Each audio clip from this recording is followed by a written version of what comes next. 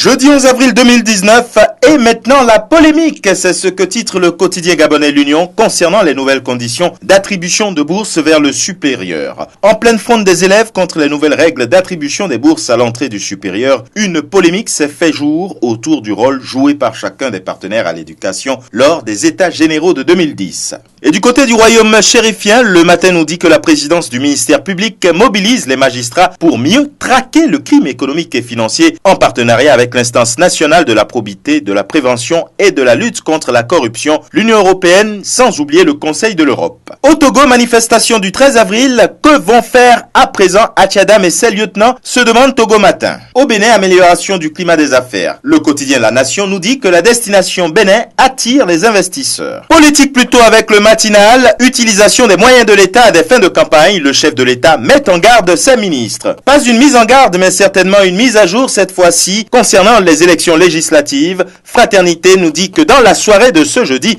Talon parlera à son peuple. En Côte d'Ivoire, Fraternité Matin se fait le chantre de la coopération Côte d'Ivoire-Égypte. Tête à tête Ouattara Al-Sisi aujourd'hui, le président égyptien est arrivé hier dans la soirée. Avec l'intelligent d'Abidjan dans la rubrique rédacteur en chef de la semaine, le député journaliste Olivier Kwasi Akoto indique la ligne éditoriale. Ce n'est pas normal que des propriétaires terriens soient dépossédés de leurs terres. L'actualité culturelle majeure de ce mois d'avril est le Festival international de la culture et des arts de Daoukro. Et puis aussi, abordons les sujets qui ont un impact sur le quotidien des populations. Le jour plus s'intéresse au renouvellement des cartes nationales d'identité. Le gouvernement prend de grandes décisions, indique le journal. Au Burkina voisin, le pays informe du calendrier relatif aux examens et concours comptant pour la session 2019. Le quotidien L'Information pour tous lui offre sa une au Dr Ablasse Ouedraogo, président du parti Faso Autrement. Nous vivons un marasme économique jamais connu dans notre pays auparavant, déplore-t-il. Pour l'Express du Faso, zoom sur le zoo de la commune de Bobo-Dioulasso. Si Lolita le chimpanzé meurt, il pourrait avoir des funérailles, appréhende le journal. Quant au quotidien aujourd'hui au Faso, il fait parler les témoins des victimes du putsch. Même les ambulances n'ont pas été épargnées par le RSP. Au Cameroun, le jour se demande concernant l'affaire Mida si le gouvernement a détourné l'argent. Un an que des milliers de Camerounais sont sans nouvelles de leurs fonds saisis dans les locaux de l'ONG à Ahala. Issa Chiroma Bakari annonçait pourtant le 24 avril 2018 que les modalités de remboursement seraient communiquées dans de brefs délais. Et puis aussi dans les colonnes du journal, les témoignages des souscripteurs désemparés.